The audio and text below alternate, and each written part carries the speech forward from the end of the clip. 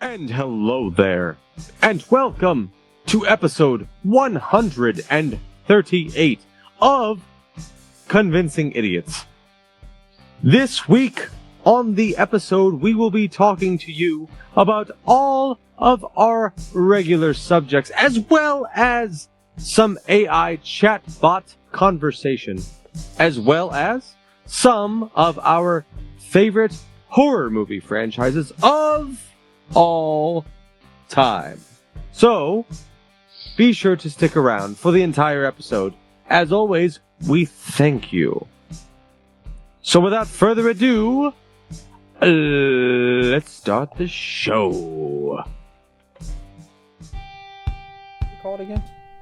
Convincing Idiots. Convincing Idiots. Called it ham gravy. I informed them that I sided with the stat man, not just anyone's opinion, the stat man Brian Fisher. These kids today. Jingle All the Way is in fact the best Christmas movie of all time. I need to get Grandma a present, and my herpes is flaring up. I got it. Mm-hmm. Yo, yo, yo. I'm the millennial We're Santa. three friends representing three different generations. That's our whole shtick. That's our thing. Mm-hmm. Nick got to hold poop. Mm-hmm. I'm standing in the sea Awesome. breeze, holding a turd, just mightily. I'm just going hitting hats. Anyway, on a lighter note, Podcast, welcome to the vodcast. Welcome to the broadcast. Boys and girls, welcome to the show. This is Convincing Idiots. My name's Dean. The Zennial. I'm Brian Gen X. And the silence you hear is Nikolai. Mhm. Young Nikolai will be with us in a bit. He is indisposed. He had some bad burritos, so he is. I think he is exercising his rear muscles, if you will. Mm-hmm. It started in his pants, worked his way into his shoe. It was a mess. Mm-hmm. So, but it's just you and me, Brian. Look at us. That's right. So yeah, instead of things coming out this time, maybe going. I don't know. We can't keep track sometimes. What happens with Well, he's with Nick? coming and going. That's what I hear. Yeah, that's right. Coming That's right. and going. That's right. So since he's not here, we'll have to do. We'll do his job again a little bit here and remind everybody what we are. We are a podcast of three friends from three generations, talking all things nerd and pop culture. So happy you are listening or watching. You might be listening to us on demand wherever you listen to podcasts. It can be found on all major podcast platforms: Apple Podcasts, Google Podcasts, Overcast, Stitcher, Amazon Music, iHeartRadio, pretty much you name it. We're on there. Just search the Convincing Idiots podcast. Give us a follow or subscribe. 5-star reviews, please. Anywhere you're at. Yes. 5-star reviews. And then also give us a good review. Maybe on YouTube, you tell us how handsome we are. I don't know. Yeah, of course. Yeah, we appreciate that. It helps others find the show. You might be watching us, as Dean mentioned, our YouTube channel at Convincing Idiots. All videos are there, segments, full-length episodes, etc. You can also be found on the B.O.S.S Code Media TV network. You can find them on your smart TV device or portable device. Mm-hmm. If you do anything at all, like Dean said, tell a friend, like, share, subscribe. We appreciate that. Great review. All show information can be found in two main places. Our Linktree page, simply Google Linktree Convincing Idiots. It's simply a page with links to our social media. Also, our merch store is there for some cool podcast merch. Be a cool kid on the block. And our website. Don't just put us on your ears. Put us on your chest. Sure. Right? Yeah. Also get some shirts. Something like that. Yeah. If you go anywhere at all to find us, you can go to our website, very simply convincingidiots.wordpress.com. Again, all information is there too. Links to videos, episodes, bios, merch store there too, ways to sponsor the show. And we appreciate your support out there. So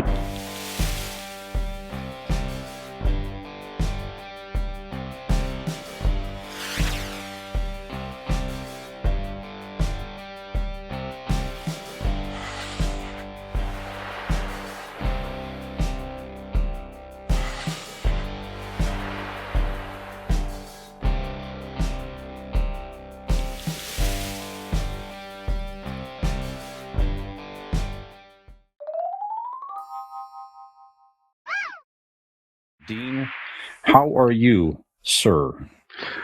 Brian, I am rolling. Very good. I have,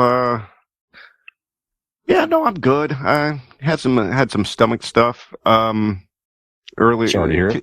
Yeah, I woke up last night and it's like 1:30 in the morning with the bubble guts and hot snakes. It's no good. Not by like 8 o'clock. You're like, I have to be empty. And my pants have to fit better at this point. Good Lord. Mm-hmm. You get to the point where your asshole's just dry heaving. It's just awful. But, I went to work, did my day, and I'm fine now. Nothing a little bourbon can't cure. What about you? How you been?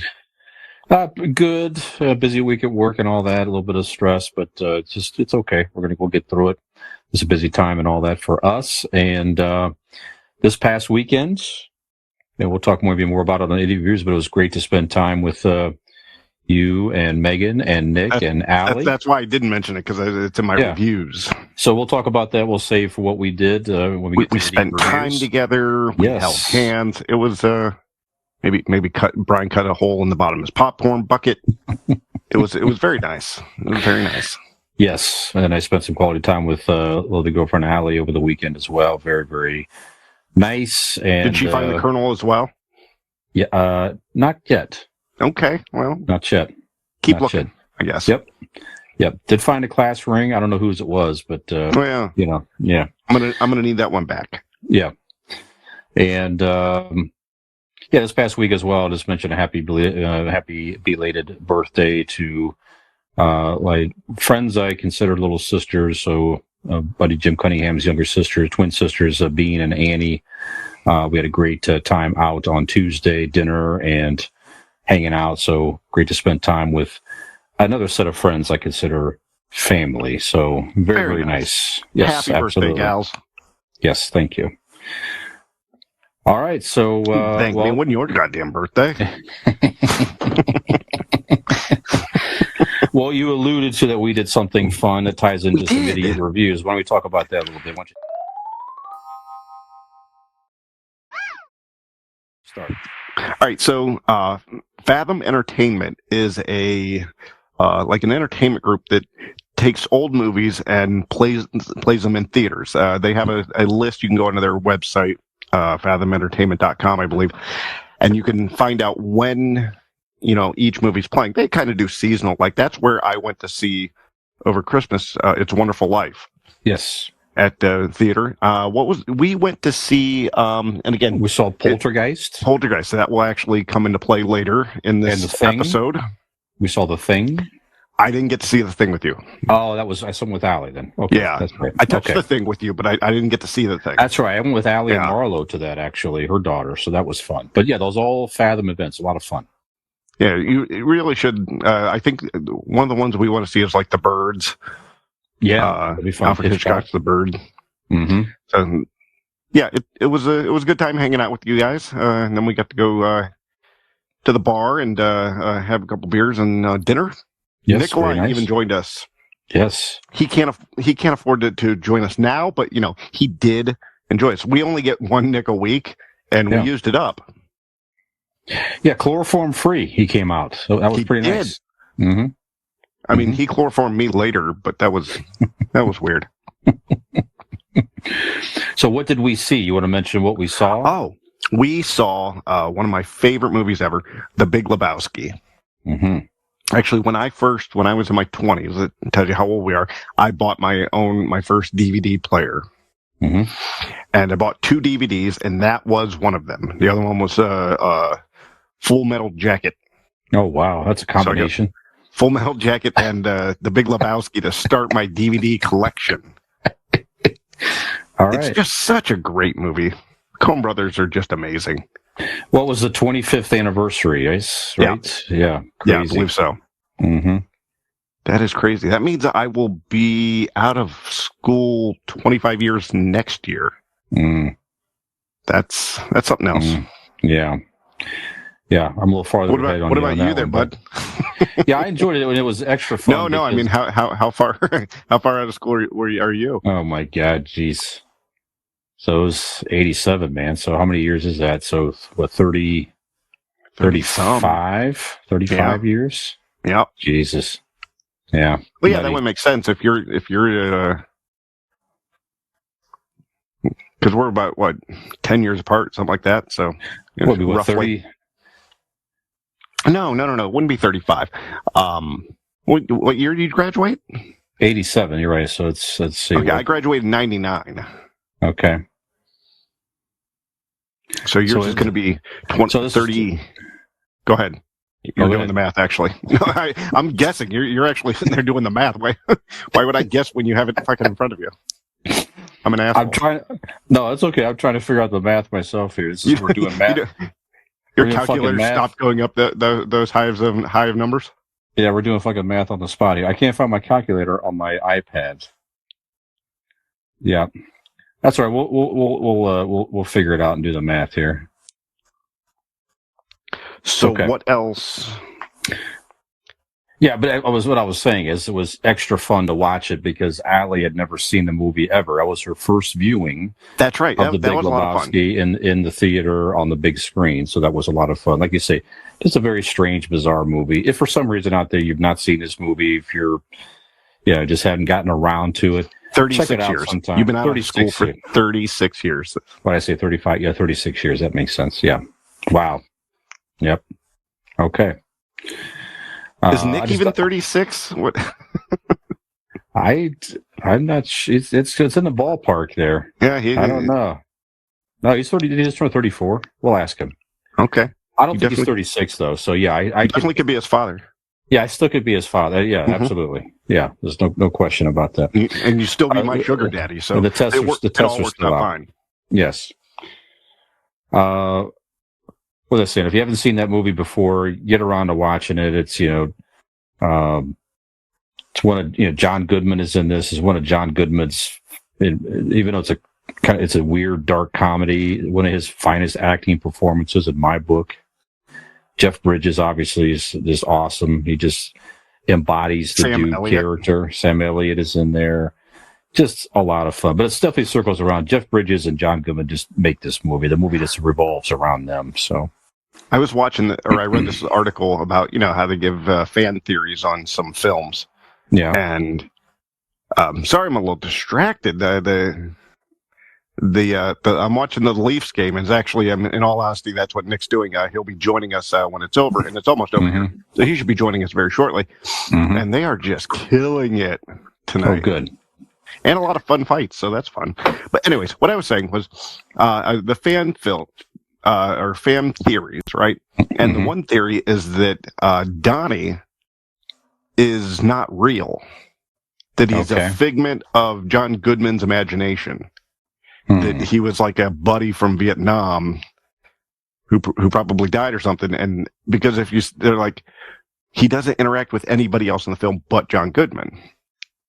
I thought about that. I think there's a scene where he does interact with the dude. Well, Jeff Bridges does talk to him. He does talk to him, and then obviously there's the one scene where clearly, the dude, is aware of him. Right. So it's flimsy. Yeah. It's a fun theory, but it's a little flimsy. Yeah. But speaking of, the other thing that I watched was, have you ever heard of Room 237? You talked about this last week. You were trying to find it. It was like a Shining documentary. Okay. I found it on the Tubi or whatever. I ended up turning it off after the first 10 minutes. I enjoy when they do documentaries or videos showing you Easter eggs of movies or fan theories and stuff. And I thought this was going to be one of those deals. Somebody telling you about this fan theory that Stanley Kubrick, The Shining was an apology for him filming the fake moon landing. Okay. That's the fan theory. So I was very interested to hear that because regardless of I believe him, I love to hear him. I don't believe that, but it would have been fun to hear. This thing ended up being like, it was like doing talking heads. So like it was voiced over by like a bunch of different people giving their fan theories. And at one point there's just a guy just describing things in the background happening. He didn't give a reasoning why he was describing it. He didn't give a theory. He was just describing fucking shit from the movie. It was very boring. I don't know if it gets better as it goes on, but like the first 10, 15 minutes, we turned it off. I'm like, looked over at Megan. I'm like, you good with this? She goes, yeah. So, yeah, definitely don't recommend that one. Disappointing. Yeah. Been looking for it for years, and here we go. I had a coworker who her daughter was a huge Shining fan to the point where this is a few years ago now. She had her wedding at that hotel and had like a the Stanley. Yeah, I thought that was a very cool idea. So pretty amazing. We have a buddy who deals with hotel things. Mm-hmm. And he was dealing with somebody from the Stanley. And we were talking about seeing if we could get tickets, or not tickets, but like, book a room. It's got to be hard to book a room, I would imagine. Well, but like he could. That's what I'm saying. Is we were talking about like all of us taking a trip. And I'd get a hold of you, see if you wanted to fly out to Colorado. That'd be fun. It would be a lot of fun. It would be, absolutely. Okay, well, that'll tie into, we talked, obviously Shining is one of the greatest horror movies of all time. So we have a horror theme in our main segment tonight. Stick around for that. So we're going to talk about some of our favorite horror movie franchises in honor of the Evil Dead Rise opening this coming weekend. So I'm wearing the Ash shirt here from Evil Dead. Go. So absolutely. So did you see anything else? I just stuff I've been working through here. So I already talked about the beef. Not the beef. Beef on Netflix, that series. Yeah. 10 episodes. I'm on the final episode now. A lot of fun. Still keeping up with The Mandalorian. I've not yet seen the finale. Me neither. I'm waiting for Carter tomorrow. Yep. I'm going to wait for Ali for that. But that was just last evening. We're shooting this on Thursday, the 20th. So I'm interested to check that out. I thought it's been a pretty entertaining talking about 420 series. What's that? Yeah, it is 420. That's right. Yeah. Smoke them if you got them. Very good. Yeah, absolutely. Well, not you listening or watching because A, it's illegal. We don't condone anything like that. No. And B, it's not 420 when you're seeing this or hearing this. So. That's true. Well, maybe reflect back on it. If you have a medical card or something like that, you can reflect back a little bit. That's perfectly fine. We can accept that. Yeah. All you grandmas with glaucoma getting high, I'm there for you. I've not really seen anything else besides that. All right. Kind of trying to get through different series and stuff like that. So that is it. Well, I can. It's not something we watched, but it is something I did. I did want to mention that I went to over the past weekend a 1920s murder mystery theme party. Yes, tell about that. So it was at Ignite Brewery downtown Barberton. They had a whole a theme of 1920s. So you came dressed up as 1920s. Garb, and it was almost like a mixture of a murder mystery not show, but like a thing, where you have to figure out who did it, mixed with almost escape room. So you have to get the clues to open the box. The box gives you the different clues, and it's like the board game Clue. Like, it was a lot of fun. A lot of people showed up. A lot of people in actual costumes. I dressed up. My nickname was Bruno. I was a 1920s thug. I ran books. That was my character for the actual show, for the actual game. I was my picture was spread out throughout the brewery, and no, it was a lot of fun. They're going to do it again. Different themes, so stay tuned for that. I'll maybe promote that when it comes about.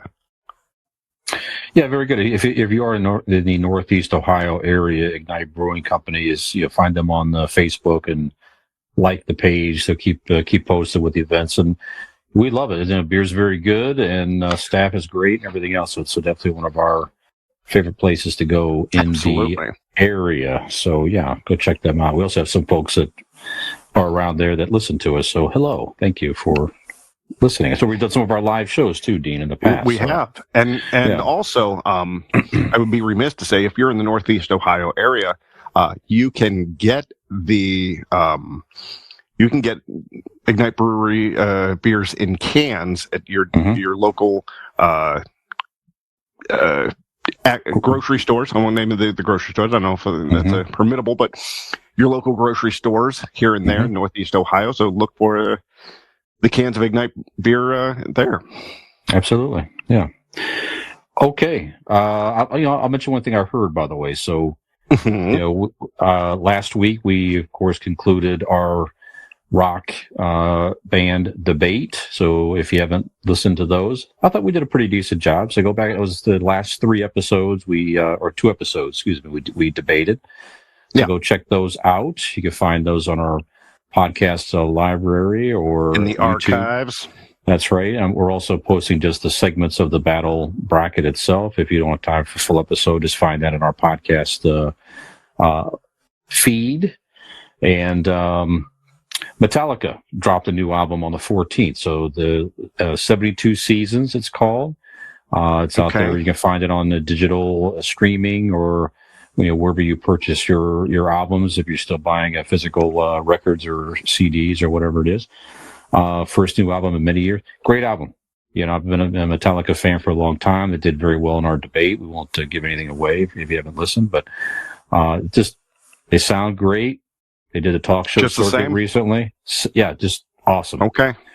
It's these guys are they're older guys now. I mean, they're late 50s or whatever they are. But they still play great. It's a hard rocking album. And they're just, definitely worth it. They definitely do a lot of ebbs and flows in the sound, like a Metallica album tends to do. So, like an hour and 20 minutes of kick-ass songs. So go check out 72 Seasons by Metallica. Okay. All right. All right. Real quick. I was at a grocery store today, and do you remember the song Rocky by Austin Roberts? 1975. Not the Rocky theme. Nope. Rocky, I've never been in love before. I don't know if I could do it. Maybe. He said, oh, sweet baby, love is... Anyways. Okay. I haven't heard this song since I was a kid. I know my sister really enjoyed it. Because I heard it in the grocery store, and when I got in the car, I actually looked into the phone, whatever app, and I found it, and I turned it on. And it's probably, honestly, I'm 42. Don't make us do math again. I couldn't even figure out what year I graduated high school. Jesus Christ. Honestly probably has been over 30 years since I'd heard that song last. And it's one of those songs that, it wasn't real big in my life, but I remember it. It brings back definitely a time and place. And I sang every fucking word of it. It was a lot of fun. It's a lot more Go ahead. Well, I was going to say, it's a lot more morbid than I remember. As a kid, you probably don't sit and, listen to the story. And those, back then, it was a soft rock song. And they were big on stories. Boyfriend and stuff? Is that one? What's that? Like the dad's coming to kill the boyfriend or something? No, not that one. Not that one. Okay. This one, at the end, his wife dies and leaves him with a kid. But it goes throughout their whole relationship. She starts by saying, I've never, when they meet, I've never been in love before. I'm scared. Second one is, I've never had a baby before. Third one is, Rocky, I've never died before. Jesus. It's a fun song. 70s had some weird songs like that. It's like, God dang. It's just. But yeah, I'll send it to get. Actually, I shared it on Facebook, the YouTube video. Okay. But yeah, listen to it. Tell me if you've heard it before. I know you probably have. Yeah, I'll take a look. I listen to the 70s all the time. I'm definitely well stuck in the 70s. That's a go-to decade for me. It instantly puts me in a good mood. Whatever's playing in the 70s, it relaxes me. I'm familiar with it, everything else. So absolutely, I'll take a listen. But it's funny when you have those songs like that. You're right, where it's like you heard it a lot as a kid, and newer songs, I could barely recite probably 3 words to a lot of them. But those songs you had when you were kids, we maybe had the little record player or whatever it was, you're just playing crap over and over and over. I have a feeling this one was sticks on the in your brain. Track. Yeah. 8-track funny. in the basement. Yep. Good stuff. Yeah, Rocky by Austin Roberts. Everybody, go ahead and listen to that when you're done listening to this. Excellent. Okay. All right, my friend, we're going to take a little break here, and then we're going to come back. Nick may jump in at some point, but we're going to keep plugging away, and we're going to come back with some pop culture headlines, and then get into our Ask an Idiot question of the week before we get into our main topic a little bit later. So hang with us, and we'll be right back.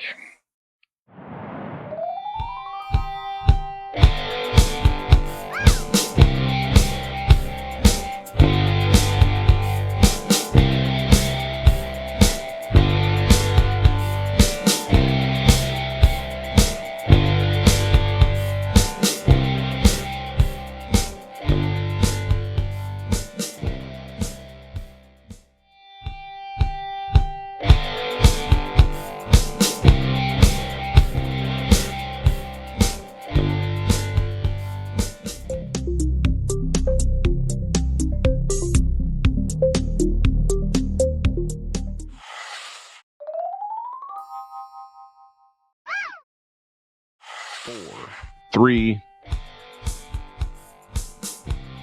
All right. Welcome back to Convincing Idiots. Yo, yo, yo.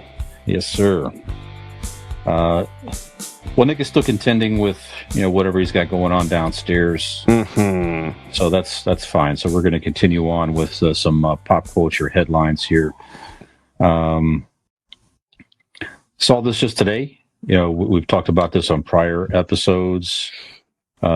Alec Baldwin, actor, had the very unfortunate accident on the shooting of the film Rust, where he accidentally, unfortunately, tragically shot and killed a crew member with what he thought was a prop gun. It was actually a loaded gun, which was, a very shocking story, and he was facing some charges. The charges are now dropped as of I saw that today. So obviously a very unfortunate accident. But for him, certainly this was good news there. But I'm sure there'll be some type of settlement or whatever it is here. But at least, from his perspective, he's not facing any, jail time or anything like that. So it definitely seemed like it was clearly an accident. So I don't know. So certainly our thoughts continue to go out to the poor woman who lost her life. But Sure. Yeah. I don't know. You have any other thoughts on that story? No, I'm glad to hear it. It wasn't his fault. There were, like I've said before in past episodes, you can check it out in the archives. There's way too many steps that should have been taken before it got to his hands. Right. And I guarantee you now that after this, the different actors will at least also look. Yes. And double check no matter what. Yep. But yeah, it shouldn't have got to him. It was unfortunate, a horrible accident, and I'm glad that he's cleared of it. But again, it's a shitty situation all the way around. So yeah, absolutely. And like you said, if anything happens, is what you just said. So hopefully the extra precautions will prohibit anybody else from getting hurt or losing their life as well, unfortunately. So, yeah. Okay. I thought this was interesting. Netflix has made a big announcement that very soon they're going, as of September 29th of this year, they are going to stop shipping DVDs. I had no idea. Doing that? Yeah, I had no idea. I had no idea either. Yeah. Wow. So Netflix, their 25th anniversary was last year. And yeah, so this is the big news. 25 years, they've decided to wind down their DVD.com this year. So fascinating. So that's obviously where they got their start and grew to, they certainly were competing with Blockbuster. Then it's like if Coke said that they're going to stop putting cocaine in the drink. I mean, I thought they stopped doing it years ago. Yeah, interesting. People probably still do it, just because they never wanted to, succumb to the streaming, and or probably people do it for the retro experience or whatever it is, I'm sure as well. So it doesn't say that how many people were still subscribing to that. 4. But, it was 4 people. Yeah. They got them into a room and said, sorry, guys, but we're going to have to stop this. Yes. So here's some trivia for you. The first DVD that they ever shipped, I'm not going to make you guess because there's no way you would even know. Beetlejuice was the first DVD ever shipped on Netflix. So there's some trivia. Again, don't say you never learn anything on this That's right. podcast. Yeah. Last week you learned what a Roman helmet was. You go back and listen to that. Yeah. And this week now you've learned the first DVD shipped by Netflix was Beetlejuice. You come for the funny and you get education. Absolutely. That's right. I know. We're using it as a tagline. I like that. All right. We'll put that in the promos and so forth. Were you a Mad Magazine fan as a kid growing up? I was. Did you read that? Yeah. Al Jaffe was a longtime artist for Mad Magazine for many years. Mm-hmm. He recently passed away, 102 years of age. Bless his heart.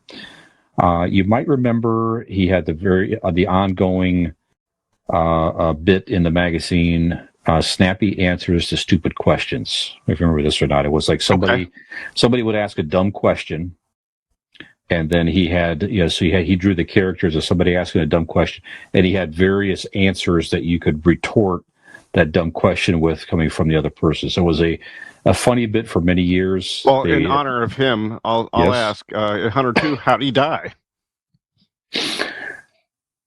I don't know that it says exactly. Actually, you should have given me a snappy comeback. I know. That's really the way that would have worked there. I know. I couldn't think of one. See, Al Jaffe would have been very disappointed, I'm sure. He would have been very disappointed.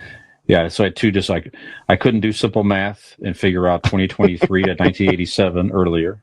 It's 36 years when I graduated high school, and couldn't think of a snappy answer to a stupid question. We'll just kind of keep that in mind. Maybe we'll work it in if a dumb question comes up. Maybe when Nick comes on, we'll ask him a dumb question or something like that. See if we get it. Anyway, loved his artwork. If I saw his artwork today, I would recognize it. He had books of the snappy answers with stupid questions and various collaborations. I had a few of these books around the house somewhere still, probably to this day, probably in my parents' attic, even now. So Mad Magazine was definitely a very it was a staple for me as a kid. Mad Magazine and Cracks Magazine. What's that? I would say it's even influential for children of that day, because it stuck in like actual smart politics. It did. In the guise of comedy and cartoons and all that. So I think you learned a lot more as a kid than what you thought you did at the moment. I think a lot of things seeped in, and you kind of got to experience a lot more.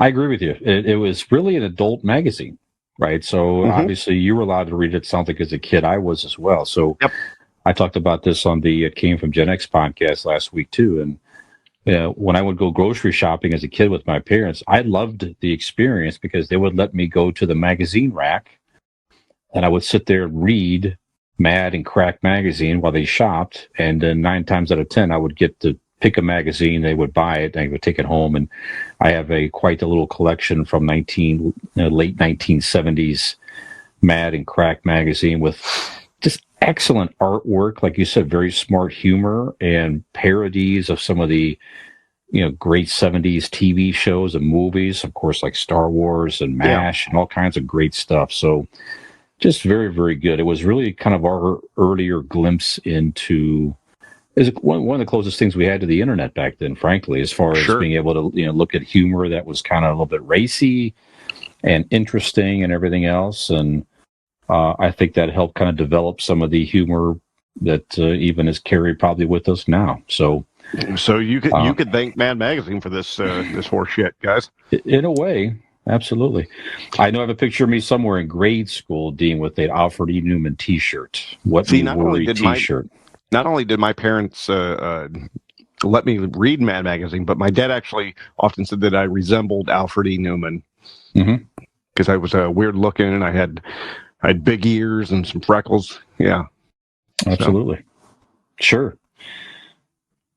I don't know whether to bring this up or not, but I want to get your take here a little bit. So, making a lot of social media news is this whole dumb Bud Light campaign. Have you seen this?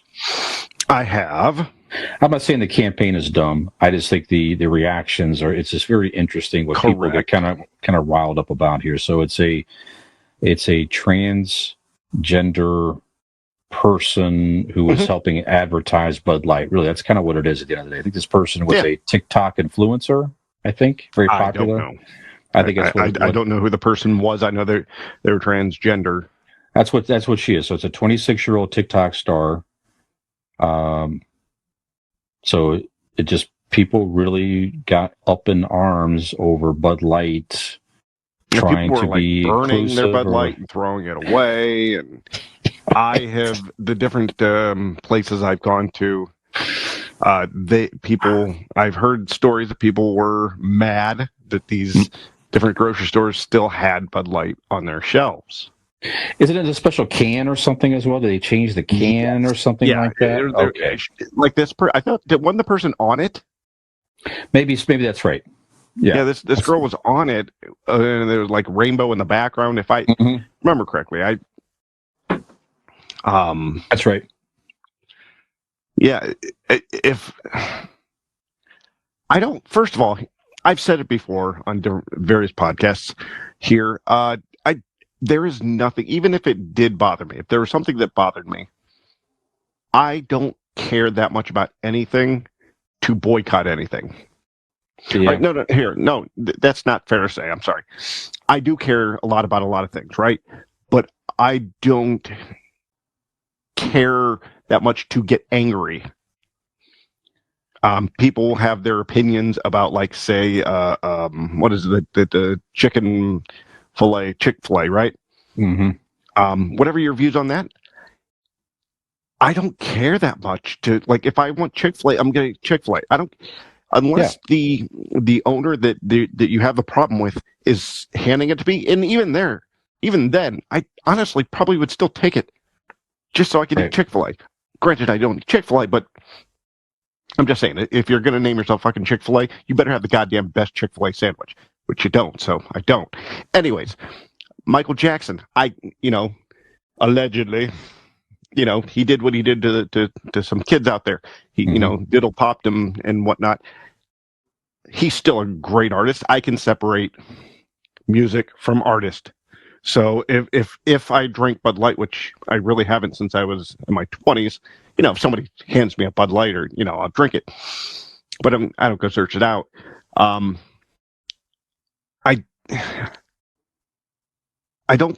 just can't imagine being that angry about a corporation doing something that makes me go, no, I'm not doing that anymore. Maybe I'm lazy. Maybe I'm a lazy, I don't know, person, activist. I don't know what the fuck you call me or call it.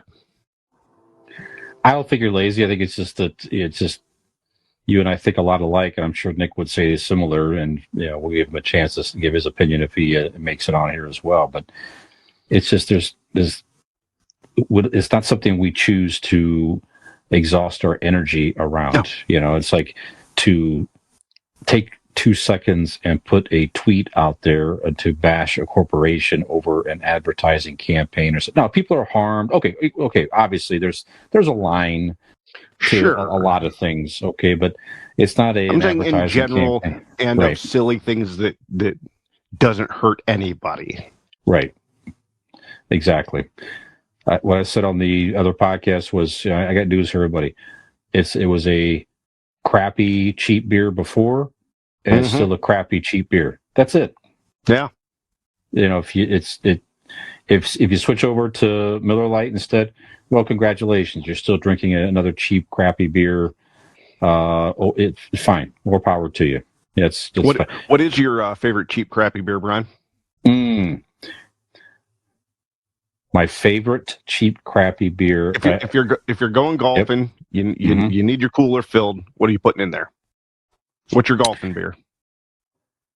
It's hard to go wrong with PBR. Okay.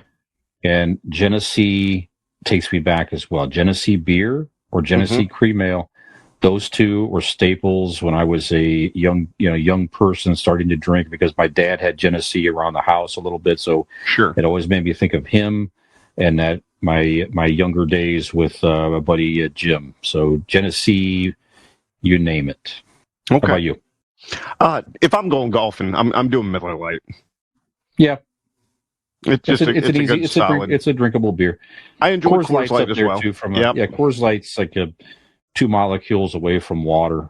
Right. You know? My brother-in-law used to call Bud Light, Coors Light, all that sex on a beach, because it was near fucking water. Yeah, that's good. That's perfect. Smart. That's Rob there for you, bud. There you go. If he's listening. There we go. Okay, enough of that crap. So AI, Dean, is becoming more of a thing. So first of all, there is an AI story that I thought was interesting here. So there was a viral AI-powered Drake and the Weeknd song. Have you heard about this? No. So AI actually generated a song. Someone's had AI create music that's kind of sounded like it was a Drake and the Weeknd song. I've not heard this, but it was on streaming services and doing pretty well. So it was recently taken down because it sparked legal and ethical questions. Sure. So it's a now deleted TikTok video. It was a ghost writer explained that AI was used to create the song, but did not disclose what program was used. So it might have been that simple, where somebody just said, create a song like Drake and the Weeknd, and this thing, whatever it was, created it. And it's just fascinating. And you could not tell. Obviously, it was doing pretty well out there. I don't know if it was disclosed it was AI or not. I'm not sure, but it was good enough to where, certainly people were listening to it. Yeah, it sure did. Huh. We did a story a couple weeks ago where somebody created an AI photo of the Pope in that puffer coat, which looked real. Yeah. And you did one just recently. Yeah, I used an app, and I just said, Einstein. It was his AI art, so it wasn't, Einstein on a podcast, and it gave some actually pretty cool pictures, and we'll post a couple up on our social media. Fascinating. In seconds, I just typed in Einstein does a podcast, and within seconds, it created that art. It's just like, wow. So it's becoming more and more of a popular thing. I started to play around with the Google Bard, which is their search engine where you can ask questions. It's an AI powered. I noticed that you can't just log in there. You have to get on a waiting list. So I added that I was able to get into it within maybe an hour or so after joining the waiting list. So it was actually pretty cool. And then the open chat GPT is still out there as well, where you can ask questions. And again, it's just fascinating. Within seconds, it gives you responses. I like to listen to the 60 Minutes show or watch it, but 60 Minutes has a podcast it's basically just simply an audio recording of the TV broadcast every week. You can find that out there on platforms as well. Last week, though, they did it, not last week, though, but last week they did a story about the growing popularity of AI and what it can do. And they warn you, it's got limitations.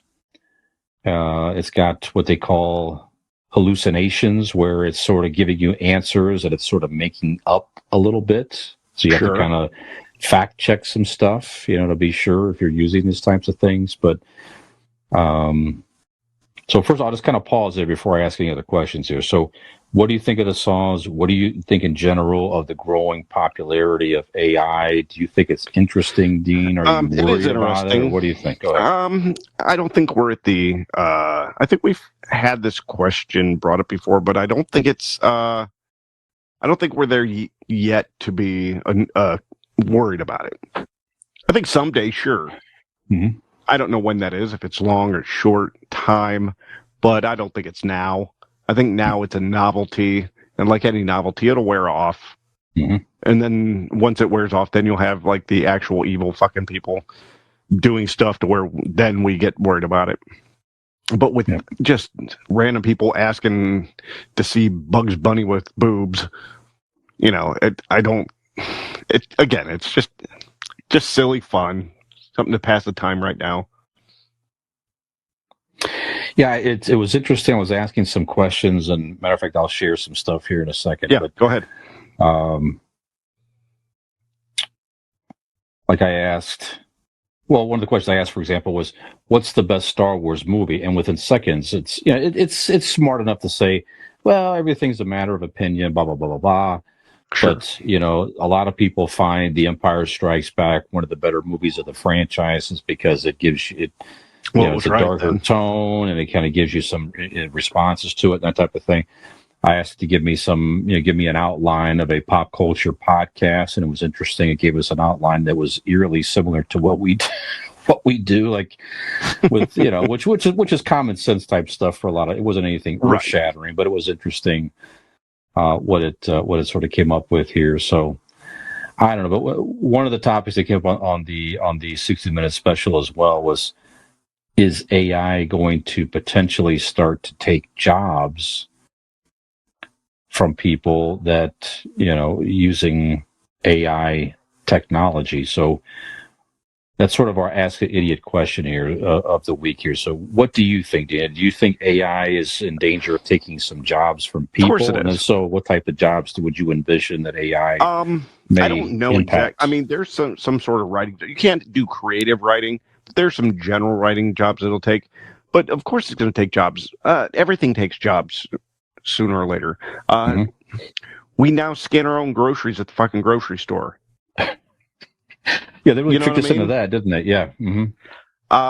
There's machines that puts cars together. It's our evolution. It's our lot in our evolution to make ourselves obsolete. Yeah, that's strange. We do it for the convenience, but it ends up, replacing us. Mm-hmm. And things do a good job.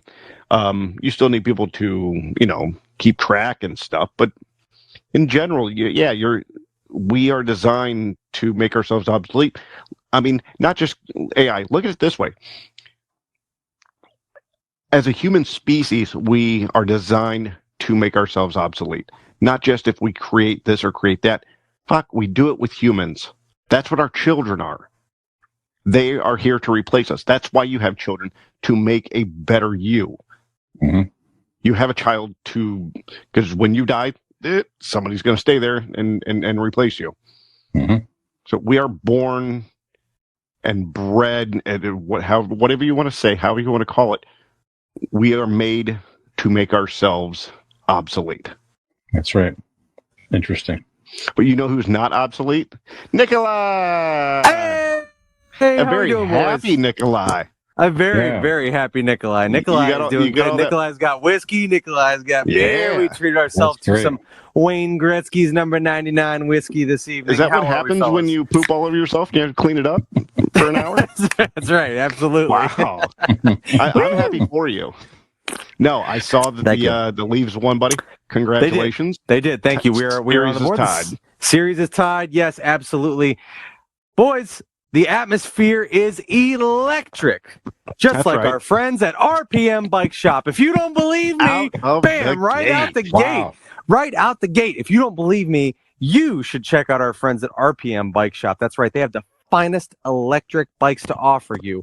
You could ride them right now to Toronto, Ontario, and have your own electric experience in Maple Leaf Square in feel the electricity of victory running through your veins. Don't believe me? You can go to their website, which is rpmbikeshop.com. You can also search them up on Facebook, which is RPM Bike Shop. Obviously, you can also feel free to give them a call at 330-808-7792 today. They are not located in Toronto, Canada. No, in fact, you can find them conveniently located in the northeastern Ohio area, which is where we broadcast from, located in Carrollton. Get yourself an electric bike to RPM Bike Shop and electrically drive your way into a first round win in the NHL Stanley Cup playoffs today with our friends at RPM Bike Shop. Boom. I wanted to make sure I took care of our friends at RPM Bike Shop. Awesome. He just gets out of the. That's right. Yeah. But that's right, ladies and boys. We have a Leafs win. Leafs win. There we go. There's the goal horn right there. There we go. Excellent. Correct. Fantastic. If you listen to the show more than you have, Nick is one of the biggest Maple Leafs fan on the planet. So that's right. Yes, that's right. Very happy. So I apologize for missing the first portion of this show, gentlemen. But it's all right. Playoff hockey comes first. I'm sorry, but you guys come. It's like it's a 1A 1B situation. You guys are right there. It's just a half a rung lower. So, but I'm here now. This is very weird to me because normally I come first. That's true. Yes, you do. Almost. Not almost. Yes, always. Exclusively. Exclusively. Very, very quickly.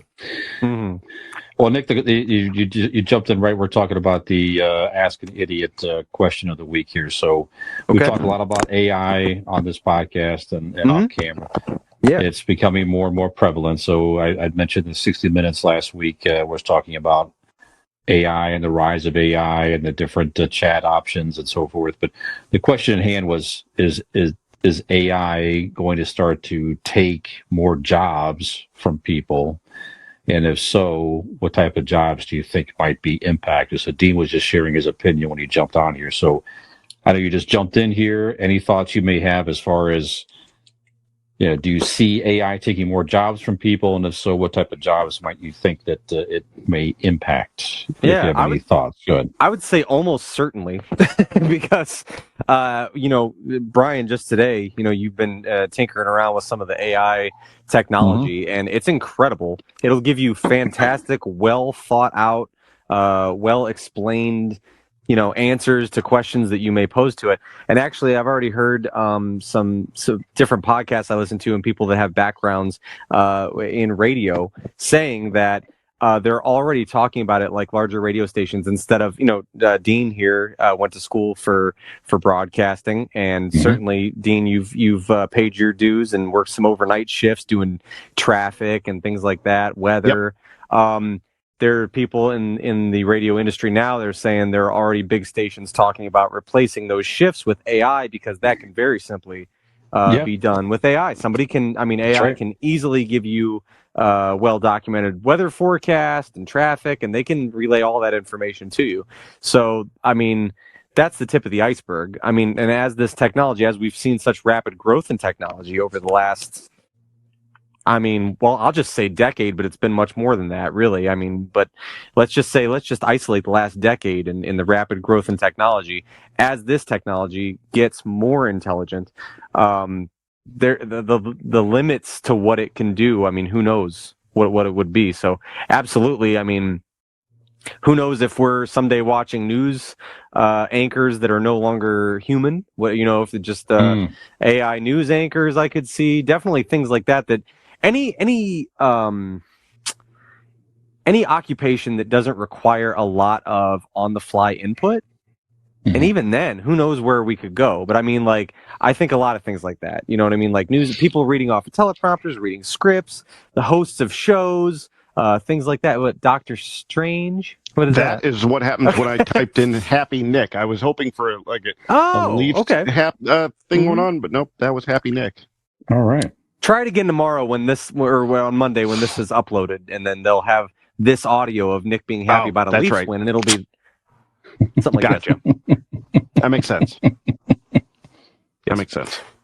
So, but yeah, I definitely could foresee a lot of a lot of occupations being taken over because you think of the overhead that companies could make that don't, really care about the human element, but if they're thinking of their bottom line, they can absolutely make tons, pure profit based off of not having to pay people for the human element that they bring to their current jobs now.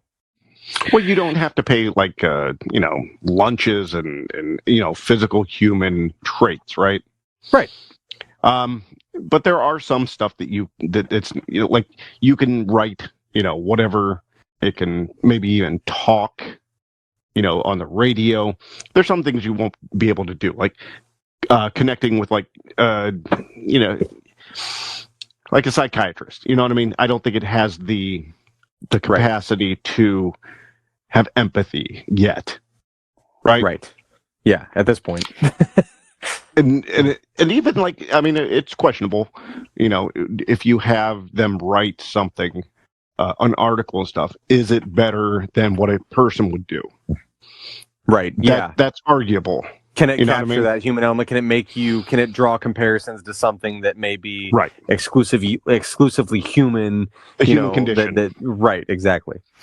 Right. Like it definitely can't save you on your insurance like Blake Insurance. Oh! Because Blake Insurance is an Erie insurance agency located right here in Barberton, Ohio. They provide auto, home, renters, and business insurance with honesty, decency, and affordability. Erie Insurance is above all else in service. You want to call 234-571-5359 or visit BlakeInsuranceLLC.com for your free 5-minute quote today.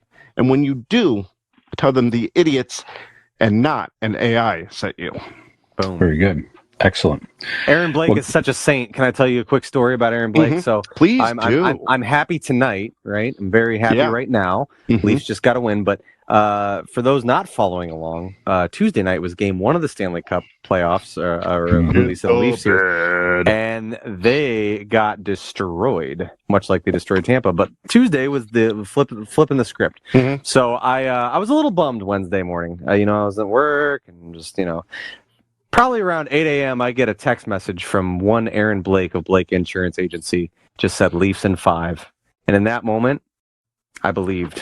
You believed. And I was like, dude, I needed that right now. Thank you. That's what an Aaron Blake and Blake Insurance can do for you. It can make you believe in your hockey team. That's right. Or he can make you believe and know that you're getting the best affordable insurance on the market. Very Absolutely. good. Yeah. Excellent. Well done. Well, guys, I also asked the same question I asked you to an AI chatbot, so a chat GPT. Mm-hmm. And some of the answers it gave me was, and it gets a very thought out, I'm not going to read the whole thing word for word, but it's a very well thought out response. And again, just seconds. I asked a question, it was just like, think, and there was the answer. So in a format with bullet points, the whole bit here, I could copy this into, and it looks like a human typed this out here. So some that it's suggesting are at risk. Some jobs, telemarketers. Okay. Good. Fuck them. So it could be used to answer service questions and make sales calls, right? Is an interesting one. Get your head around this one. Truck drivers. Sure. There's already self-driving trucks that are being tested. Now, how am I going to be on the opposite end of a glory hole from an AI chatbot? Explain that to me. There are going to be sex robots. That was going to be the next on the list. Uh-huh. Okay. You're getting ahead of him there. Okay. Yep. Sorry. Yeah, a self-driving truck on the road. That's still hard to get my head around that here, but some say it's safer because you now have the fatigue driver and everything else. I don't know. We'll see. As Dean already kind of mentioned, factory workers. Yep. All right, so assembly and that type of thing. Data entry clerks. So, well, that's definitely good. That's going to be like number one on the list. Yeah, redundant entry. There's automation and bots that could do stuff like that. Customer service representatives. That's already in place partly now. I don't know about you guys, but when you try to contact anybody and you chat, it seems like probably 90% of them anymore, the initial response you get is not a person. It's the chat bot that tries to answer some of your questions for you and direct you. Yeah. And you have to select to talk to a person. So that's pretty prevalent as it is. Very interesting. We're Yeah. looking at a lot. It's not AI per se, but my job, we're looking at automation stuff all the time as far as repetitive work that people do. Taking data, putting it into a report format, and doing all these things that required people in the past. We're looking for those opportunities everywhere to try to streamline and automate that stuff to save time. And ultimately, the goal is to reduce some cost that we pay people to do some of this stuff here. So, very interesting stuff. As I was thinking, you mentioned the question of what other things could be replaced. I'm like thinking, like shit. Just tonight, watching the game, right? I'm like, how many years have I been playing? Like, we've been playing sports games, and something as simple as the computer knowing the names and positions and just some taglines of things to say of plays that players run and things like that. That's something, commentators, broadcasters, that could be replaced by certainly on the radio and things like that. If it knows a couple facts that are presented to, like, let's say you're watching a Cleveland Guardians game and it knows, a couple fun facts about whoever's up to hit. And then it also can call the game because it can tell you every player in position, and it can just call it as seamlessly as a video game could. I mean, really, how easy would that be to do? I mean, I know we're all very attached to our sports and we like our guys and we like the hometown, whoever we like, but that's something very easily that could be replaced by, AI. It could. I mean, I hope we never see that type of stuff. Honestly, there's like me too. For the record, me too. There's something that just takes away from the tradition of listening to a game like that. I guess you got the local people, the excitement. It's hard to replicate that type of stuff. But you're right. In theory, for certain things, it certainly could be done. Highlights even after the fact. So maybe. All the sports shows that are, the Sports Center and stuff like that are covering highlights and stuff. You might, I don't know. There's a lot of opportunity there. You're right. Yeah. I don't know. All right. Any other thoughts on AI advancements or anything like that? I know we talked about it a few times on the podcast. We'll continue to watch this and talk more, but we'll also play around with maybe asking ChatGPT various questions to see what it comes up with, and we'll experiment with some of that stuff. But I did, by the way, Nick, I don't know if you before you came on, I did ask the question tonight: what is the best Star Wars movie? Yeah.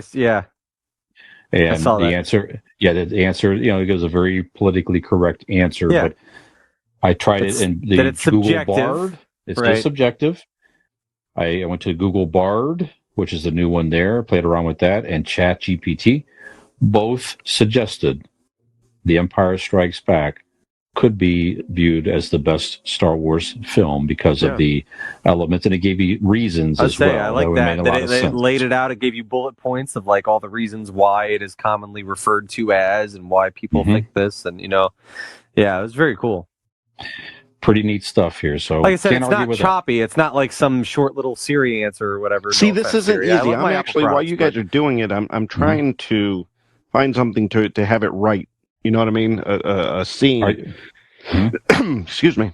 Well, the thing with AI is even if on your end, even though it may be artificial, you have to pose some sort of intelligence to the question. No, I was trying to ask, write me a scene of the Convincing Idiots host having a threesome. I wanted to see, I thought that would be fun. Is it just you and I entangled in a giant gray bush? God willing, and the creek don't rise. Oh no! That's great. I'm trapped. His chest hair engulfing my chest. That's right. That's right. Well, for some, that sounds like a great experience, and I think for others, it sounds like a horrifying experience. And in our main segment tonight, we're going to talk about some horrifying things in some of our favorite horror franchises. So the Evil Dead Rise movie opens this weekend, and it prompted this question here. So that's what we're going to talk about. And maybe we'll talk about, gray bushes and being engulfed and this and that and the other. Maybe that's part of it as well. I'm not sure. So only way to find out, though, is to stay with us and come back after the break. The Commodore 64 home computer has an unusually large memory. Remember? It also has all the peripherals you're ever likely to need. Monitors, plotters, printers, disk drives, and a vast range of software. Which means you'll get so much more enjoyment out of your home computer. The Commodore 64. Remember the enormous memory, but don't forget the peripherals and software.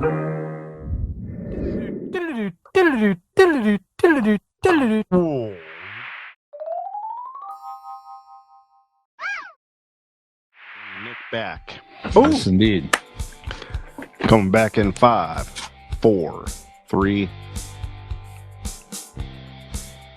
And we're back! I'm sorry, that may have stricken horror in your very being, and I apologize. However, I can't help but draw similarities that the fact that you may be feeling horrified that we may be bringing you some horror-related content. That's right. It's not Halloween time yet.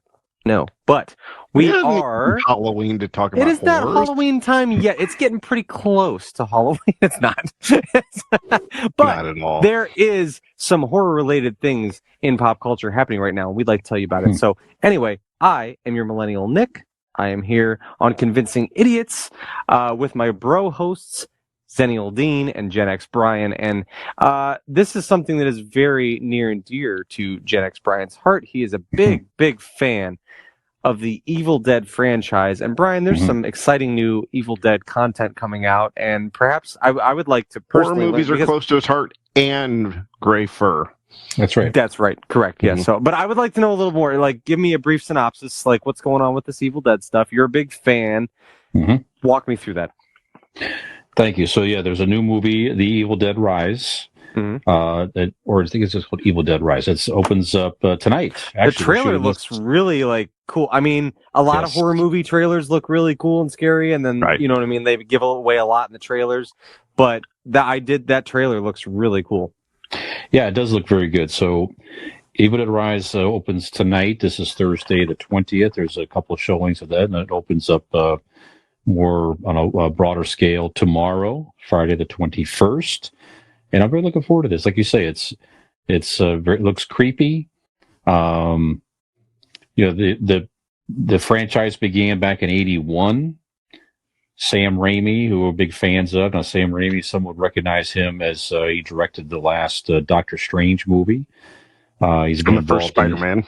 This first two Spider-Man, well, three actually, the first three Spider-Man movies with Tobey Maguire. And he's done a lot of these like Dean loves those strange horror type movies. Yeah. So, but Evil Dead is really where he got his start here. So, we'll talk more about it, I guess, a little bit. But just I've always enjoyed the movies. Yeah, they're very good blend of horror and very, very dark humor. And then most of the Evil Dead movies, you throw in Bruce Campbell on top of that. It's the elements just equals a complete win for me, and funny and scary entertainment. So nice, yeah. So on that note, since that opens tomorrow, so one of our questions tonight, we thought we'd get into in our main topic is Evil Dead's obviously a long-running franchise, as are others. So we're not talking about individual movies or anything like that. We're just talking about what are some of your favorite horror franchises. So a franchise would be if there's more than one movie that's in the same type of a series. Okay. So that's it. You want to do? We don't need a certain number. Who are you asking? Well, we're not doing them out. Dean, we'll start with you. How about that? We'll start with you. Do you have any horror? I know you've just been getting into horror movies through your son. Yes. So, do you have any franchises that you find entertaining? Go ahead. Some of the horror movies that I've been getting into, I realize that I have seen, at least the first, few back when they started. As franchise go. I don't know what number. What you need more than 2, maybe 3 starts the word franchise. Would you assume? I would say, yeah, more than one, right? Just More than one, really. 2. Yeah. If there's Yeah, 2, 2 or more. Okay. That's fine. Okay. Yeah. Well, I'm do making have the rules. I don't even. No, that's I good. don't know. No, Fucking add 2 or that is more. a franchise. It's a franchise. I'm going to too. start with this one actually. It has something to do with what we talked about earlier, Brian, with Mhm. Fathom Events, because we went to see this in the theater just recently. The Mhm. first one from The Big 1980. Lebowski franchise. No. Oh, The okay. Poltergeist Oh, from okay. 1982. Okay. There were 3 of them, and then going up to 1988 with Poltergeist 3. Jeez, I don't remember watching that. I probably did, but I don't even that remember one had Craig T. Nelson as God. her uncle. Or no, I'm sorry, not Craig T. Nelson was her it. He father. was the father. Yeah. So in the third one, they couldn't handle Carol Ann anymore, so they sent her to live with Tom Skerritt, her uncle, in this high-rise New York His City last name building. is Garrett. Tom Yeah. Skerritt, yeah. You know who Tom Yeah. Skerritt is? No. Oh, I thought that was a made-up name, like Scarrett. Nah, he's a popular actor from that era. Yeah. No, he was in Top Okay. Gun. Okay. All right. Anyways, I believe you. I just don't know the name. But mustache. Yeah, it's a great That's mustache. everybody in the 80s. Okay. Yeah, That's true. he's above average. Yeah. Okay. Tom Selleck level? Yeah, Well, it's up there. not, but I mean, Tom Skerritt Anyways. was a very Austin handsome man Matthews level. in the 80s. Google it. Okay. You'll enjoy it. Okay. You saw him, yeah. So yeah, the Poltergeist movies, we did go and see it just recently, the first one, Mhm. and it doesn't hold up exactly, but as horror movies go, for the time, it was scary, it was innovative, Yeah. it was on another level. It was. I'm not comparing it to how we saw it now, but the 3 movies together were very frightening. It showed a whole new, different level of horror movie. It showed the at-home horror, real life. You know what I mean? Horror. Yeah. From like ghosts to like the dead people being dug up to the pool or whatnot. So, yeah, that's gonna be first on my list is Poltergeist from 1982 to 1988. 3 movies. Yeah, very good. Yeah, as a kid, that definitely has a place. You know, like you said, watching it as an adult, but taking you back to watching it through the eyes of your younger self was just a different level. And that's what I'm comparing it to. Yeah, that's my criteria is how I watched it originally. Sure. Yeah, for me as a kid, that was one of the scariest things I saw on the big screen in my childhood life was that first Poltergeist. You know, very scary at the time. But anyway, Nick, do you have any that I know you're not as necessarily into the horror scene as much as we might be, but do you have any franchises that you find even remotely entertaining? Go ahead. Yeah, same deal. Like you just said, I'm not a big horror movie guy. I've never really I've not seen a lot of the classic ones. But the one that there's at least 2 movies of it that I think to this day is one of the scariest movies is The Exorcist. So there is, more than one of them. I would have to put that one up there just because kind of playing off of what you were talking about, Dean, with the Poltergeist, and Brian, you said kind of that at home, like hits you at home feeling kind of in the realm of possibility or, whatever. It was, The Exorcist is definitely creepy to think that someone being possessed. And, like I said, that movie, I mean, to this day still holds up. The original is a really freaky movie to watch. So I'm going to submit The Exorcist because I just think that's a really great movie and it's a great franchise. And The Exorcist. Yeah, I've said this before. It's made my list on all these. Every time we talk about horror movies, it's always on my list. That movies to this day still makes me uneasy. Yeah, absolutely. And this year there was a sequel coming out to The Exorcist in October. Russell Crowe.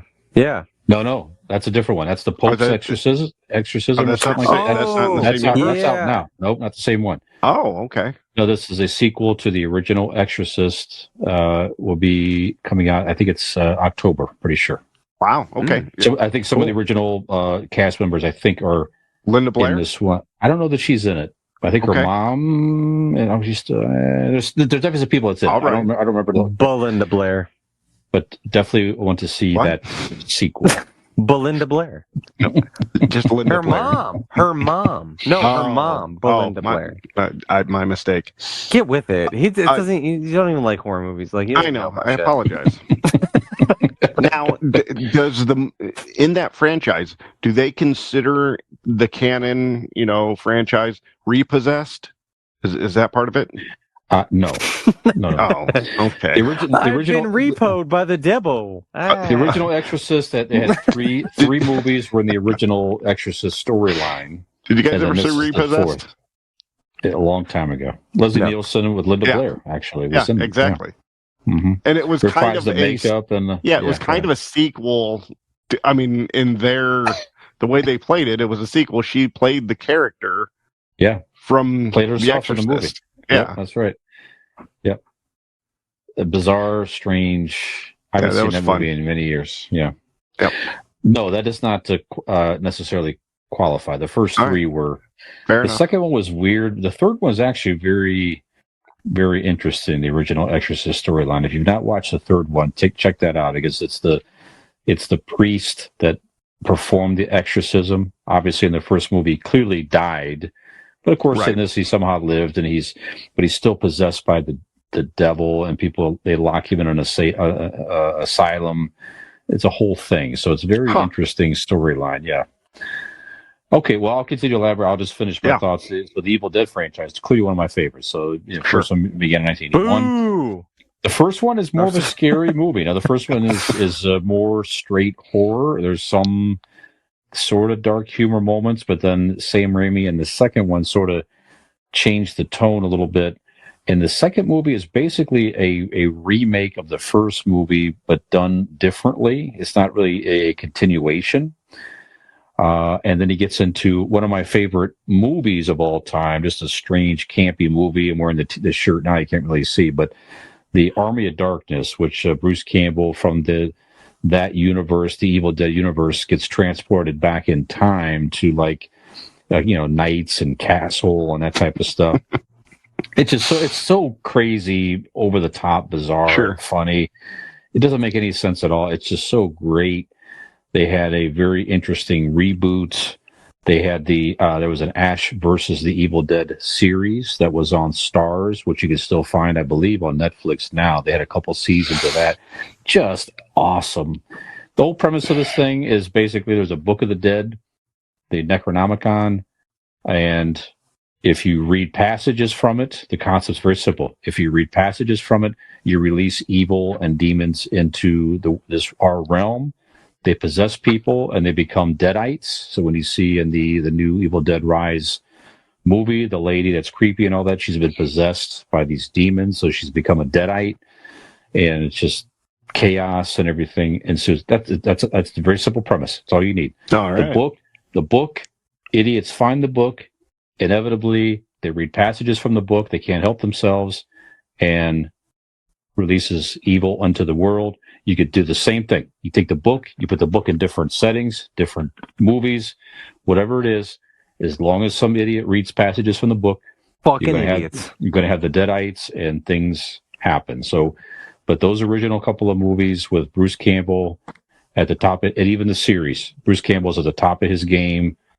I love him in those movies, and it's just a lot of campy, ridiculous fun. But I'm definitely looking forward to seeing the new movie this weekend. So, Evil Dead.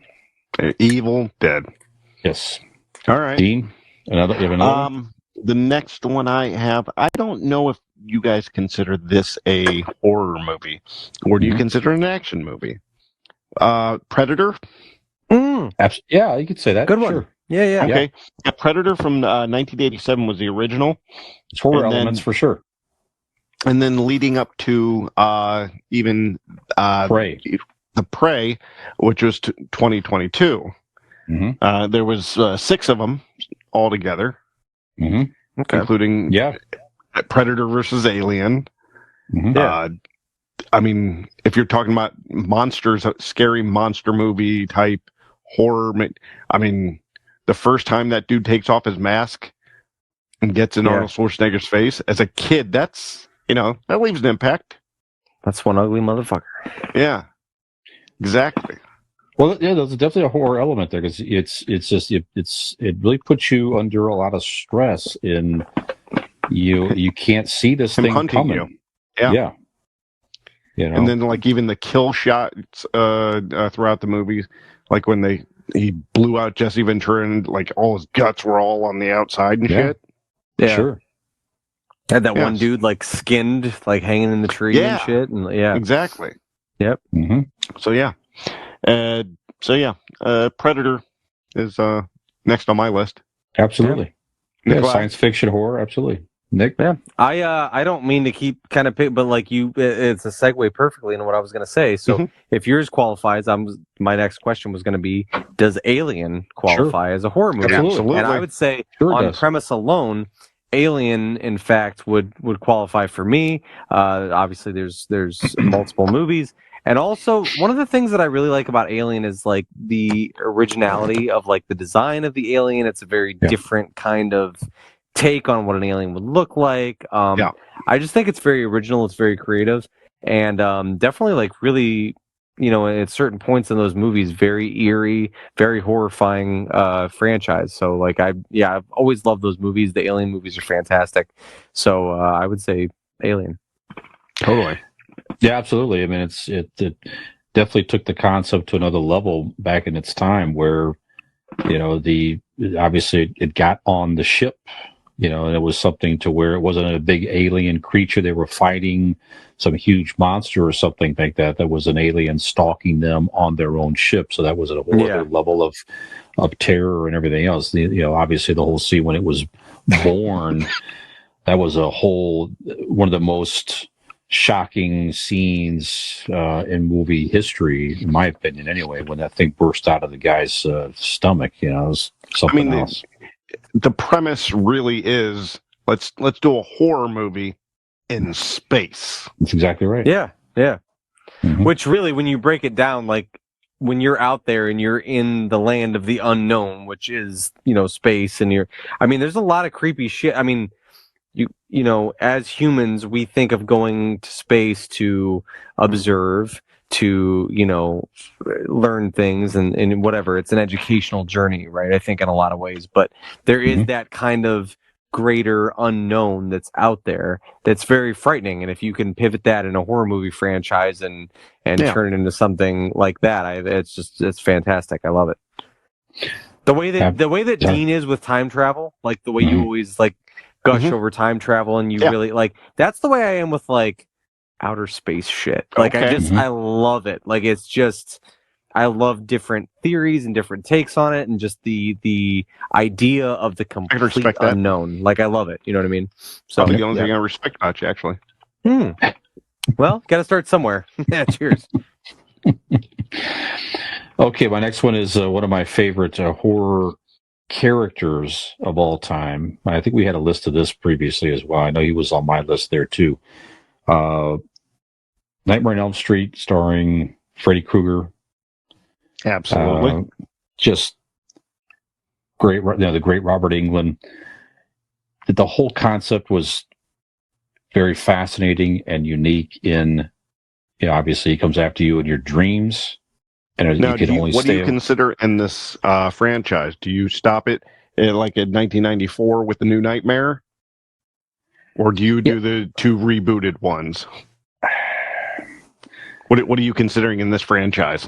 Just out of curiosity. No, it's okay. It's the ones with Robert Englund that takes you through this. So the Wes Craven, that's the franchise for me. The whole reboot was awful, horrible, terrible. I know we talked about that on prior episodes too. One of the worst remakes of all time. Recently. It's awful.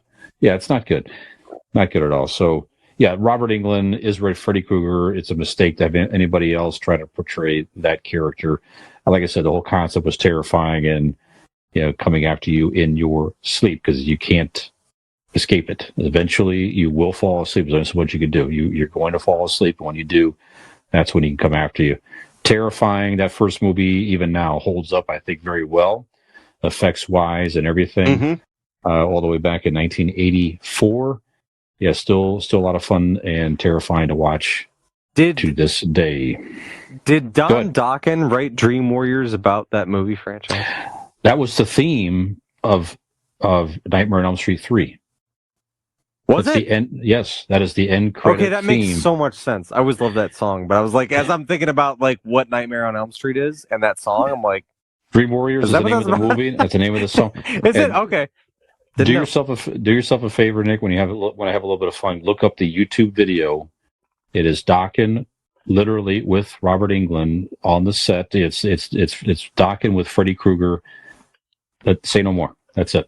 Fantastic. That is So 80s it's like right the, there. it's like That is the an theme all-time song 80s of video. that. Is It that is. what it was written for that? Yep, written for the movie. Fantastic. The original Nightmare on Elm Street came from Wes Craven reading an article about these. I can't remember what country. They were immigrants. They'd come over here, and there was like a village of them or a city of their what do you want to call it, of them dying in their sleep, and that was the rumor or mythical thing that they were saying was that they were being killed in their sleep. But there was a lot of these people from this country that were dying in their sleep, and that's kind of where he got the concept. And then Freddy Krueger was the name is I believe it was a bully of Wes Craven's. This sounds familiar. When he was in school. Yeah. So little Dean fact. Yeah, very good. Very good. Dean facts. Yeah. Great franchise. Dean, you have another one? Facted by Dean. No, I give you 2 facts an episode. You got 2. Sorry. Oh, you mean Get facted by Dean right in the eye. There you I'll go. fact you. I'm going to actually stick with Wes Craven and go with the Scream franchise. Very good. Yes, excellent. 1996 all the way to the most recent one that I saw in the theater, Scream. What was it? 6 in 2023. I have not seen all of them. I saw the first couple, and I saw this last one, and they're all very similar, but they are very clever.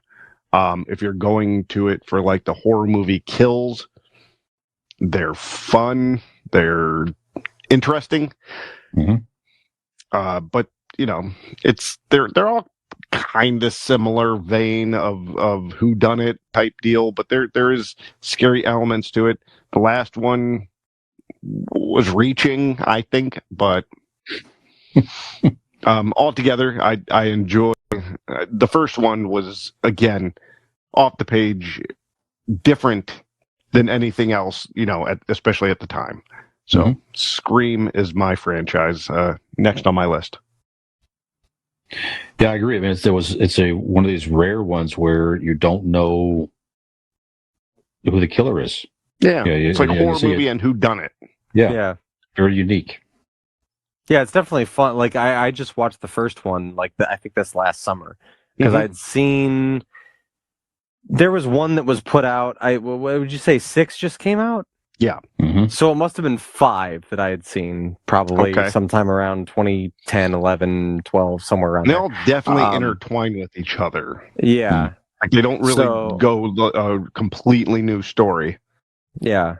The one I had seen was one that like people were basically watching the old Scream movies or were they were kind of trying to emulate the Scream killer or whatever, Ghostface. And so that was the first one I'd ever actually seen. I obviously knew of the franchise, but I'd never seen the movies. I actually just saw Scream 1 like this last summer. And it was fun, you know what I mean, for what it was. It was like very 90s. Definitely like very fun slasher movie, kind of over the top, but also a lot of, like you said, just kind of you spend the majority of the movie not knowing what the fuck's going on. It's kind of fun, and it's, a little bit campy at times, but it's supposed to be. So, yeah, I like what I've seen of the Scream movie so far. For the first one, it was very innovative for them to be very self-aware, to be tongue-in-cheek with itself. You go, 6 movies and 20-some years later, and they're still literally doing that same verbiage. It gets a little corny, but But in the beginning, that was very cool because no horror movie called itself out like it did. Yeah. And it worked. Yeah, very good. Yeah. Excellent. Nick? I'll give you another. Go ahead, Nick. Yeah, going? Nope. No, go ahead, Nick. Okay, I've got another one. My favorite of all of them, which I don't, like I said, not big into horror movies, but my favorite franchise, if I had to pick one, would be based off of my favorite movie, which is Pumpkinhead. I say that saying that Look at that little pumpkin head. only the only the first two are really worth watching. I've seen the first four. A lot of them have gone like straight to DVD kind of shit. Sure. But the first two were really good. It's pretty straightforward. Basically, if someone has wronged you, there's this old witch in the woods, and you go and see her, and she summons up this corpse of a demon, which is Pumpkinhead. And once you're marked and you've done someone wrong, it won't stop until it has killed you, and that's basically it runs its course. Efficient. And whatever. So the first one came out in 1988, which is so happens to be the year I was born, and I love the first one. I watch it every year on Halloween, which I'm sure I've mentioned on this show before. Mm-hmm. But the second one, Pumpkinhead 2 Blood Wings, I actually really enjoyed a lot. It kind of ties in some different elements. There's this kind of disfigured kid who's getting picked on, and he ends up getting basically lynched by these like jocks at school, and that whole thing has a tie-in. And that one probably creeped me out way more just because of the brutal murder scene at the beginning of the movie. But yeah, that series in general, I'm gonna qualify it because it's my favorite horror movie, and it is technically a franchise because there's two or more. There's like six probably, but like only 1 and 2 really deserve your time and attention. But Sure. Pumpkinhead would be my favorite one. Excellent. Brian? Very Yes. good. I'm going to give you the George Romero Living Dead franchise. So, yeah. the original, of course, Night of the Living Dead, which really was the catalyst of all the zombie craze, all the zombie movies. That first movie is still pretty classic to this day, and from like 68 or something like that, late 60s. And he had various movies. He did a reboot of that movie. There's different Living Dead movies under George Romero. It's the classic zombies, the slow-moving zombies after you, brains. Only way to kill them is shoot them in it. So he set up all the classic zombie rules, Tropes, if you will, in the movies there. So absolutely, including again, some of the worst characters in those movies are other people trying to find a way to survive, and that theme certainly carried over into other series like The Walking Dead and everything else. But George Romero definitely set the tone. If you're a zombie movie fan, you definitely watch George Romero. He really is, absolutely is genius in many respects. So I remember I was in high school, which was in the 90s. And I watched Night of the Living Dead for the first time. We rented it, and I actually had to look it up to double check because I thought I got some sort of remake. That's how good, like Jordan. I mean, take away the story or the zombies, like just visually how crisp that movie looked. It holds up because like you think that it's easily just they've filmed today's movie and just made it black and white. Yes. Like he's such a good filmmaker that it really fucks with you. Like there's not 1 ounce of like graininess to it. It's very crisp looking. Yep. Yeah. It's fantastic. Yeah. Terrifying. Yep. All right. I've got one more. My last one. Again, I'm going to go back to what I've seen in the last couple of years, but it started in 1978 with Halloween. There you go. And we've gone 13 of these bastards. What? Yeah, 13 altogether. Because you count the reboots and everything else, I suppose. Yeah, I think so. Yeah. It ends with Halloween Ends in 2022, which we all saw it. Not their best showing. Not the best way to end it. It was strange, but Yeah. Michael Myers as a horror movie character is one of the best. Yeah. The slow walking, can't kill him, disappearing, and even where they did his point of view, the Michael Myers eye holes from the mask point of view, was pretty scary in itself. Very simple, very simplistic, mask and jumpsuit, but it was terrifying, especially back in '78. So. Yeah, that first one still holds up big time. It got a little, as you mentioned, a little corny and things over the movies there, but yeah. I would say if nobody mentioned it, I was going to say something like, I mean, I'm not even a big fan, but like of the big, I would call them the big three: Jason, Freddy, Michael Myers. I'm like, that's the one that I've seen the most of, and that I've, certainly seen different remakes and different versions of the movies and things like that. But like those are ones that I don't know. Yeah, like I said, I never really got like super into them. Was like a big fan, but I've certainly seen a lot. I know the story, and like I mean, it's definitely something to pay homage to for sure. Yeah, and as I mentioned before, it's that movie also, the last one, gave me the idea of how my future funeral will happen moment by moment.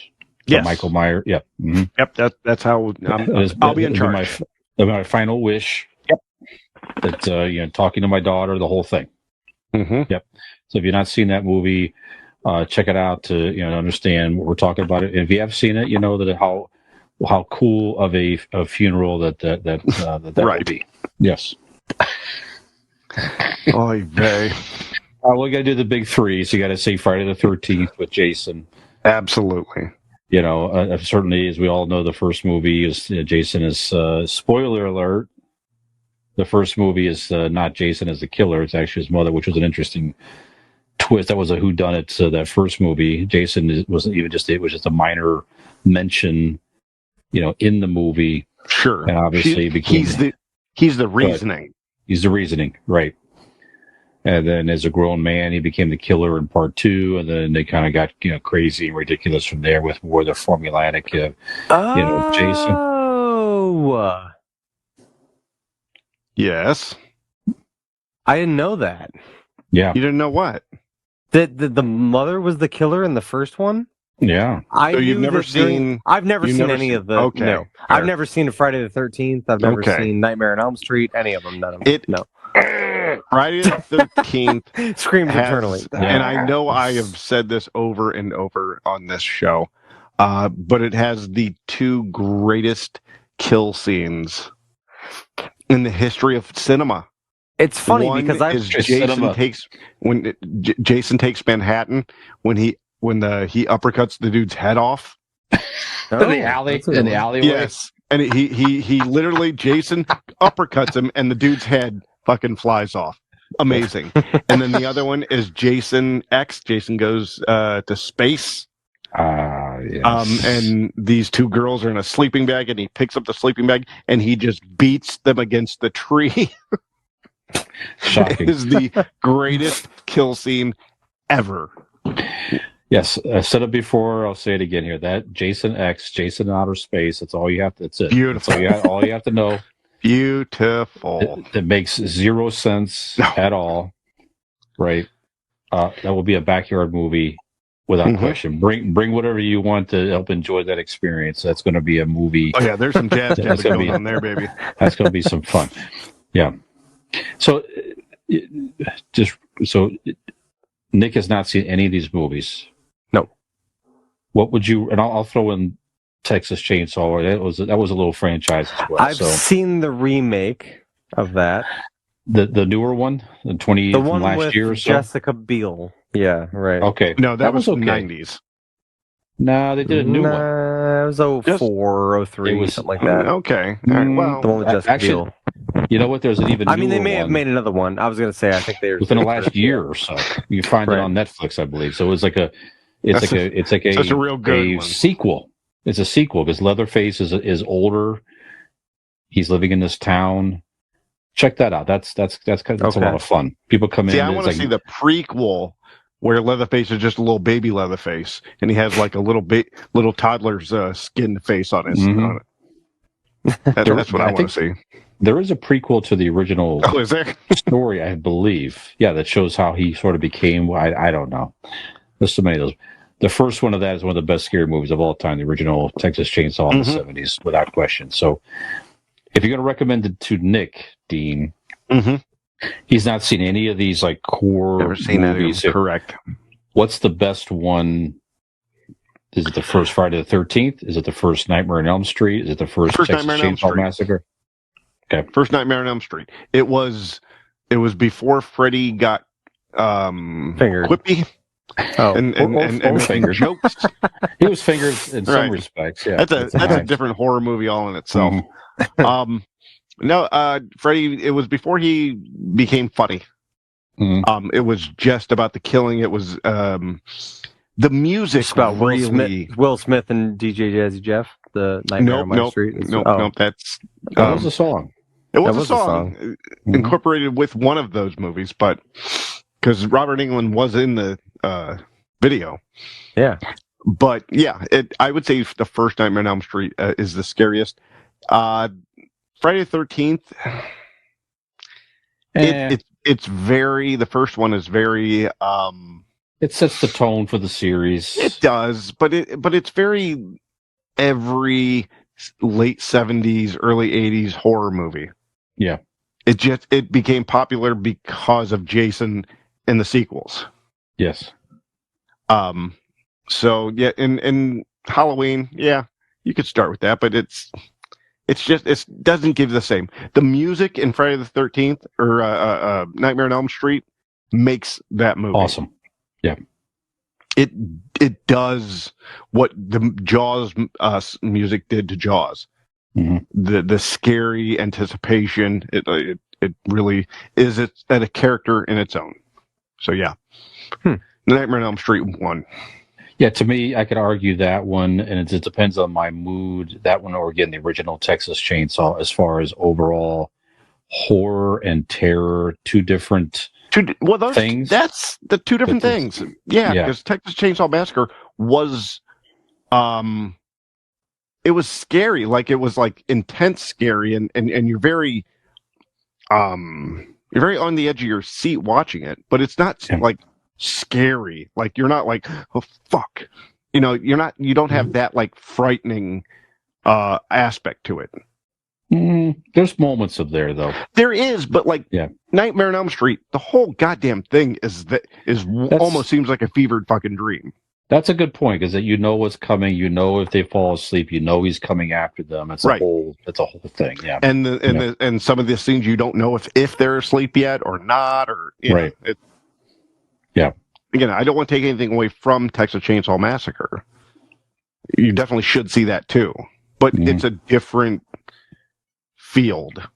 Yeah. At the end of the day, you make a strong argument for Nightmare. That's a super strong contender of those classic slasher movies to start with. There as the best. Yeah. Okay. I agree. I do make a good point. Yeah. Nick, any other ones you want to mention, sir? The Hills Have Eyes. That's been some good movies as well. Yeah. Very unsettling. Very just like unsettling is the best way I can put it. I can't top that definition. Like it's just very eerie, creepy, just disturbing, unsettling. So The Hills Have Eyes.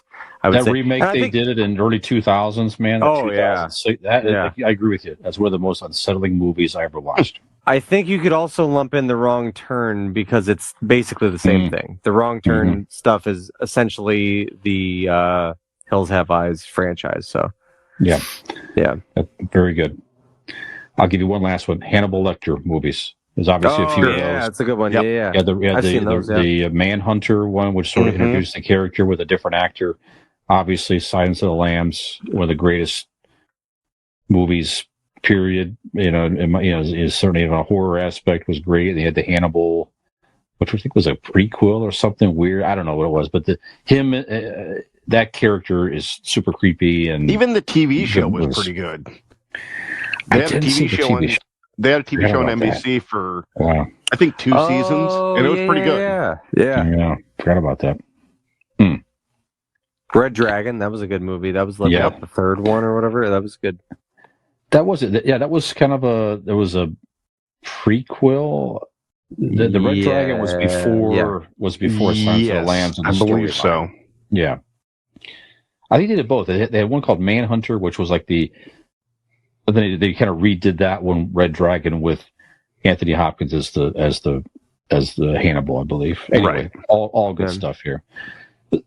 Other ones you could talk about, there's all kinds of great ones out there. But I think we hit on some good ones. So, okay. A lot of arguments as far as the creepiest franchise, some of the best horror franchises of all time. One thing that's hard to argue with, though, guys, is where you can get a great tattoo. I know we all agree on this one. Oh, what a fucking segue. Boom. There you go. All over. There you go. Wearing the tank top just so you can see it. That's right. It's just for the purpose of this this promotion.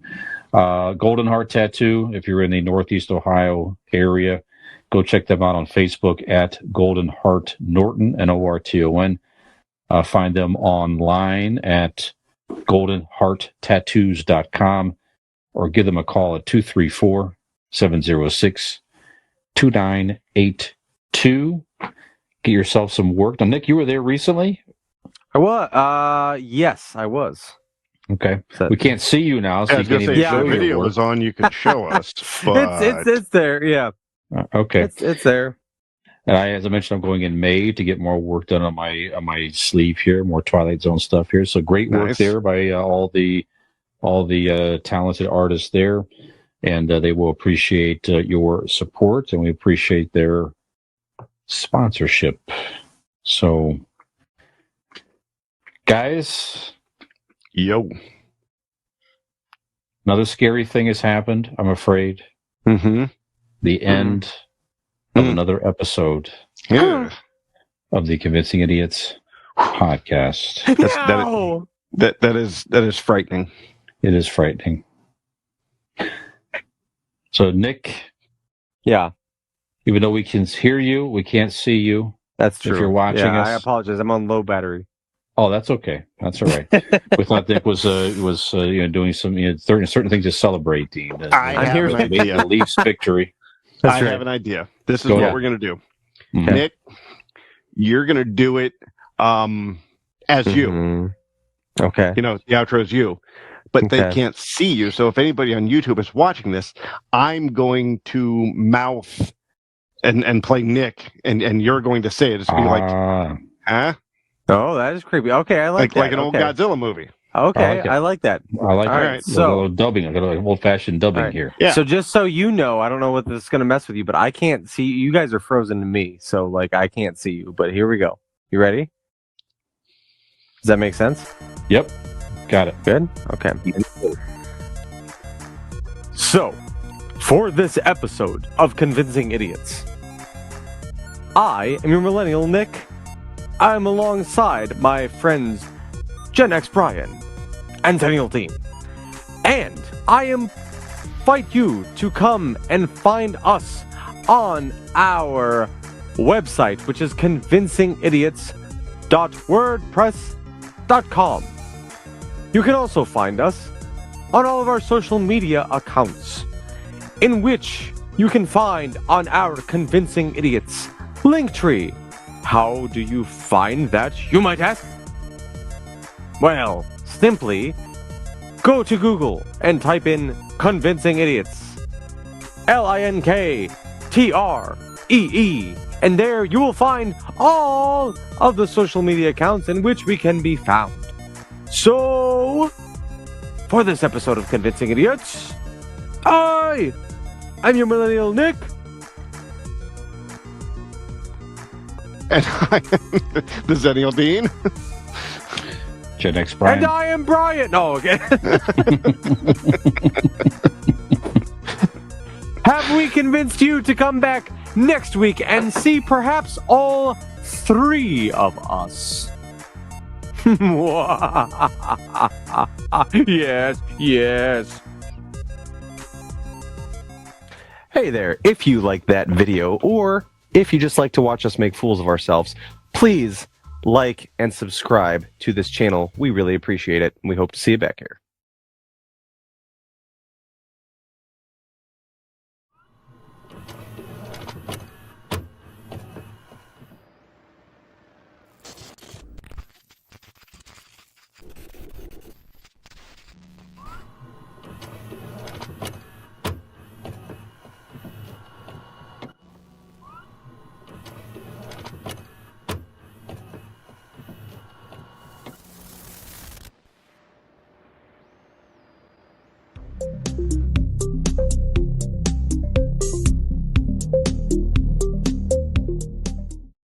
Ham, gravy.